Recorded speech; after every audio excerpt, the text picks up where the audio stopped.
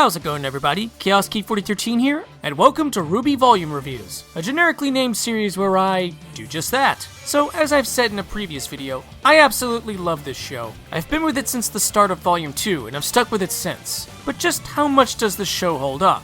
Well, I'm here to look at each volume individually and give my thoughts and criticisms towards them all. Now, to clarify, this review series will go through pretty much the entirety of a volume with comments sprinkled about, ending with my final thoughts on the volume as a whole. In other words, there will be spoilers, but I'll try my best to talk about it in a way that won't discourage newcomers to the series from watching each volume in full. Since this is the first of these reviews, it's only fitting that we start where it all began.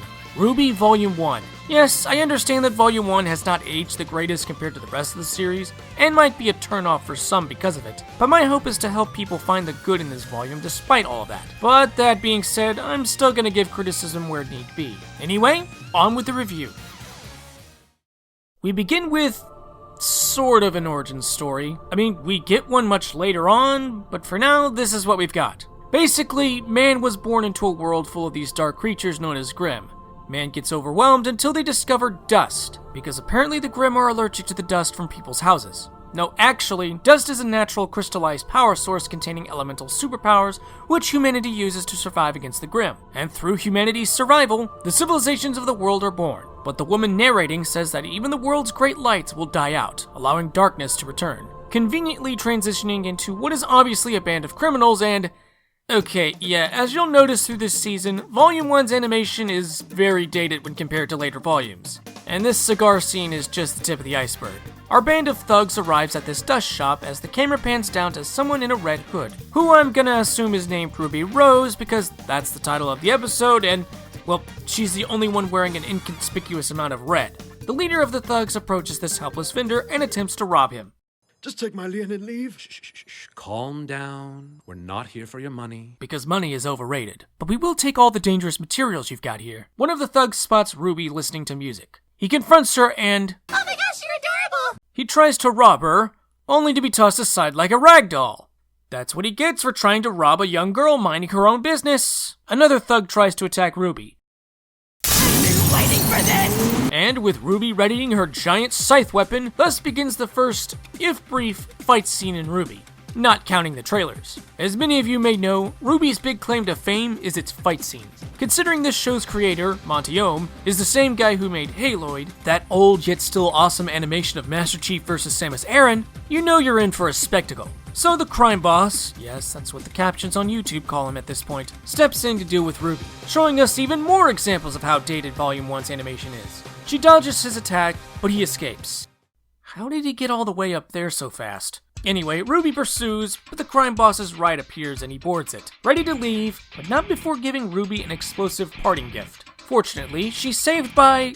this lady, who looks like a witch. Did we just step into the timeline where Nintendo bought the rights to use Harry Potter? And yes, that is a thing that almost happened. Check this video from Did You Know Gaming to learn more. Crime Boss takes over the controls of the ship while a mysterious woman appears to deal with the witch, who is pelting them with hailstones. Their powers clash in a pretty cool display, but in the end, Crime Boss and Mystery Woman manage to get away. You're a huntress. Can I have your autograph? I hope you realize that your actions tonight will not be taken lightly, young lady. And why is she being punished for it? She was trying to stop a robbery. Sure, it may have been dangerous, but it was a selfless, heroic act to try and stop some thieves and save a shop owner. So tell me, what's so wrong with helping people? But there is another reason why she was taken in. Ruby Rose. Told ya. You... have silver eyes. Because why bring attention to such a small detail? It's probably not important. Ruby is questioned by this guy on where and how she learned to fight the way she did earlier. Ruby explains that she's attending Signal Academy, a school for training warriors, and learned how to fight using a scythe from her Uncle Crow, who was a teacher at this school. My gosh, this is the timeline where Nintendo got the rights to Harry Potter, and now everything's all anime! The man asks why she's attending Signal. I want to be a huntress. She further explains that she wants to help people, and once she's finished at Signal, she'll be applying for Beacon Academy. The man is revealed to be Professor Ozpin, the very headmaster of Beacon Academy. You want to come to my school? More than anything. Well, okay. Huh, that was easy. I can't believe my baby sister's going to Beacon with me. This is the best day ever! Please stop. What kind of sound was that? Anyway, this is Yang Xiaolong, RWBY's older half-sister. Both of them come from and were raised by the same father, but have different mothers. RWBY's mother is dead, as shown in the Red trailer with her grave, and Yang's mom... There is no beating Salem. We'll get to that mess at some point. Yang is all excited for RWBY getting to go to Beacon with her, but RWBY... well... I got moved ahead 2 years. I don't want people to think I'm special or anything. We're then cut to a news flash, revealing the crime boss responsible for the robbery to be a man named Roman Torchwick. The news also brings up something about some group called the White Fang, only to be cut off by the witch, named Glinda Goodwitch, who gives everyone on board a warm welcome to Beacon Academy. Everyone then goes to look at Beacon Academy as they approach.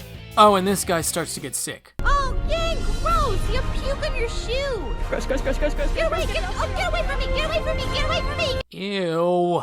Overall, Chapter 1 is a nice start to the show, even if there are a few hiccups. It establishes that there is a present threat, sets up the setting of the show in the form of Beacon Academy, and introduces us to a few of the major characters of the show, namely Ruby Rose, the main protagonist, Roman Torchwick, our current villain, and Professor Ozpin, the headmaster of Beacon, who will play sort of a mentor role in the show. The animation, however, isn't the greatest, the examples I brought up earlier highlighting that. But at the time, seeing a web show like this being put together by some entertainment website known for Red vs. Blue in such a professional manner with distinct detailed character designs and sorta unique locations was amazing. You'd think that this would be some rough pilot episode that was being thrown out there in hopes of getting pitched to Cartoon Network or something. But no, it's a full-on animated series, and it was free. Following the first chapter, we arrive at Beacon, and it's here where we're introduced to a number of the characters, mainly the rest of the main four. Oh, and RWBY loves weapons. I just really like seeing new ones. It's like meeting new people, but better. Whoa, RWBY, that's cold. So after Yang tries to encourage her sister to make new friends, only to immediately ditch RWBY for her friends, some sister you are, RWBY encounters her. This is dust, mined and purified from the Schnee Quarry. What are you, brain dead? Dust! Fire! I wouldn't be calling her brain dead when you're recklessly shaking that bottle of dust around that is clearly leaking out. Who knows what could happen? You complete dolt! We're here to fight monsters, so watch where you're going! Hey, I said I was sorry, princess. Good gosh, this girl is a brat. Who does she think she is? Weiss Schnee, heiress to the Schnee Dust Company, one of the largest producers of energy propellant in the world. This same company, infamous for its controversial labor forces and questionable business partners. Oh yeah, and this is our first encounter with Blake Belladonna. RWBY tries to talk with her, but she's already walked away. So yeah, RWBY isn't having much of a good first day. And then... Hey. I'm Jean. Oh hey, it's that guy that puked on the ship. This is Jean Arc, and unlike Weiss and Blake, RWBY has a pretty nice conversation with him, even if it's a little awkward.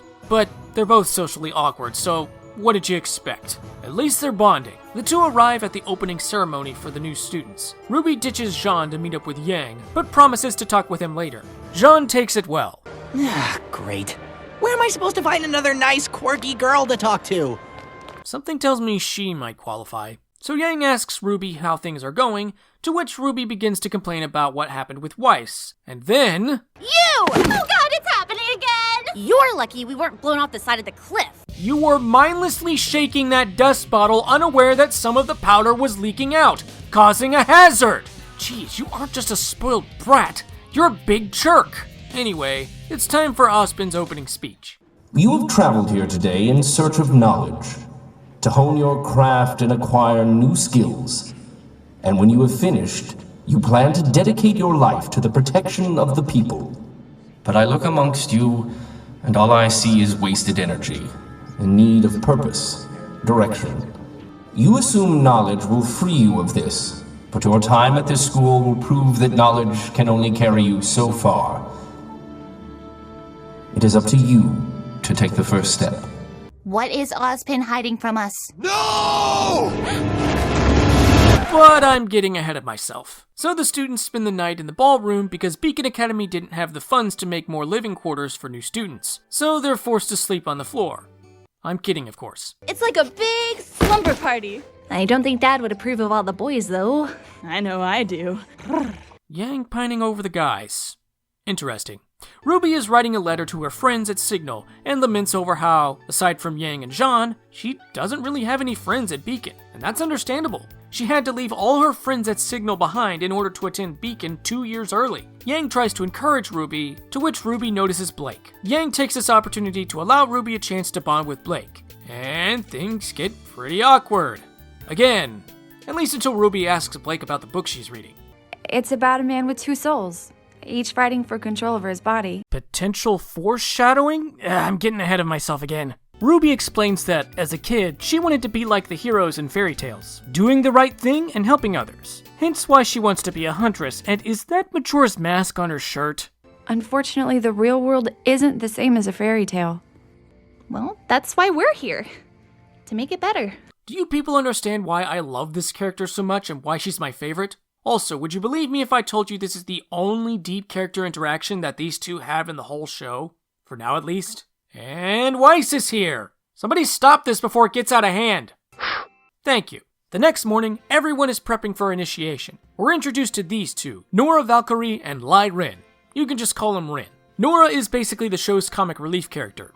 You will love her. Whereas Rin, well, we'll see later on that he's a great fighter, but in terms of character, I don't think sloths make a lot of noise. he'll get his chance one day. We're also introduced to Pura Nikos, the girl we saw before the opening ceremony, who Weiss is trying to become teammates with, only for Jean to show up to hit on Weiss and try to get her on his team. But Pura says this about the teams. I think the teams are comprised of 4 students each, so... You don't say. Weiss steps in to explain to Jean who Pura is since, to her surprise, Jean didn't know just how big a deal Pura was. Thus, she questions if Jean is really in a position to ask Pura to be on his team. I guess not. Sorry. Actually, Jean, I think you'd make a great leader. And in that moment, the stars aligned as destiny brought these two to one another this day, birthing the greatest ship that has ever graced this... Pura, a little help, please? I'm sorry. Don't worry, champ. You'll get your chance. And so it's time for initiation, where the students will be launched from a cliff into a forest full of monsters. They need to find these relics in an abandoned temple that lies within the forest. The initiation will also determine who will be teamed with whom, and the first person that each student comes into contact with will be one of their 3 teammates for all 4 years at Beacon. Jean points out the concerns of launching the students from a cliff. So, did you hand out parachutes for us? No. You will be using your own landing strategy. So, what exactly is a landing strategy? I wonder where he's gonna land.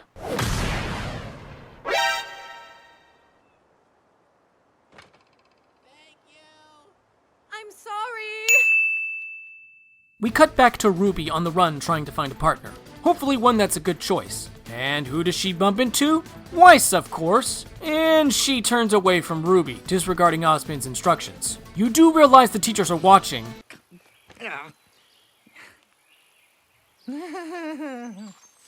By no means does this make us friends. Okay, but, you can't just leave him there. Poor Jean. Jean, do you have any spots left on your team? Very funny. As for others, Yang finds herself confronted by monsters, and she holds her own pretty well. You monster!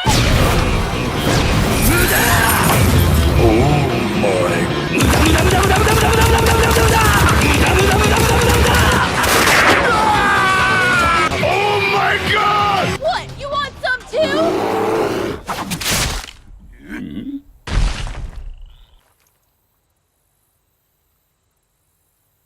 I could have taken him. And in that moment, the stars aligned as destiny brought these two to one another this day, birthing yet another ship that fans just won't shut up about. Oh hey, Weiss! I see you're dealing with the Grim that appeared after you lost track of Ruby in the last chapter. Remember your training, Weiss. Head up, shoulders back, right foot forward. Hey, Weiss, you're in the middle of battle. This is no time to stop and remember basic training. Just fight! Now! Gotcha! Oh, nice going, Weiss. Hey, watch it! Excuse me, you attacked out of turn. I could have killed you. No, Weiss, you decided to think too much about your basic training, something that should not need this much thought put into it, and thus, you failed to pay attention to your surroundings and RWBY's incoming attack. We have to go. Oh, so now you decide to do something sensible. This is the best thing you've done so far in the initiation. That's not saying much, though, since it was you that started the fire because, well, I already made my case. We return to Pyrrha and Jean exploring the forest, only for Jean to get a scratch from a branch. Jean, I'm sorry. Pyrrha asks him why he didn't activate his aura to heal his wound. Do you know what aura is?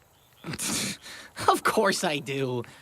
Do you know what aura is? Yes, she does, as she goes on to explain in detail what aura is, as we witness what I brought up earlier about Ren being an exceptional fighter. Basically, aura is kinda like a shield that can protect a person from heavy attacks and heal injuries. It's very similar to Nin aura from Hunter x Hunter. All living things possess aura, except Grimm because they lack souls. So what does Pyrrha do about Jean's aura since he doesn't know how to activate it? Why, add more fuel to the ship, of course. For it is in passing that we achieve immortality. Through this, we become a paragon of virtue and glory to rise above all. Infinite in distance and unbound by death, I release your soul, and by my shoulder protect thee. So now, thanks to Pyrrha, Jean's aura has been unlocked, and Pyrrha notes that he has a lot of it. Keep that in mind for much later in the series. Oh, and Ren found Nora. Meanwhile, Ozpin and Glinda are observing the students. Glinda says this about Jean. I don't care what his transcripts say. That Jean fellow is not ready for this level of combat. Interesting. Glinda asks Ozpin what he used for relics this year, but Ozpin is too focused on a certain team. And then we cut to said team, who is lost. And they're bickering. Stop treating me like a kid. Stop acting like a kid. Well, stop acting like you're perfect. I'm not perfect. Not yet. But I'm still leagues better than you. Well, you know what? You smell like pride.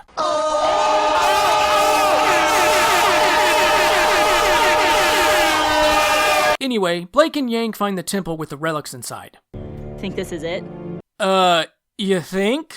The relics are apparently chess pieces, but some of them are missing, meaning other students have already collected them. Meanwhile, Jean and Pyrrha find a cave. Why do I get the feeling this is not gonna end what? Yep. Okay, the torchlight's out. Something really bad is gonna happen. That's the relic! You sure about that? Because to me it looks like a... Some girl's in trouble! Oh yeah, because every high-pitched scream is automatically a girl. Also, this happens. Jean! Whatever you do, don't let... Go. Speaking of being in the air, RWBY and Weiss have hitched a ride on what appears to be a giant bird grip. How? Why don't we just jump? What are you, insane? Oh, you insufferable! Yeah, RWBY, this probably wasn't the best idea.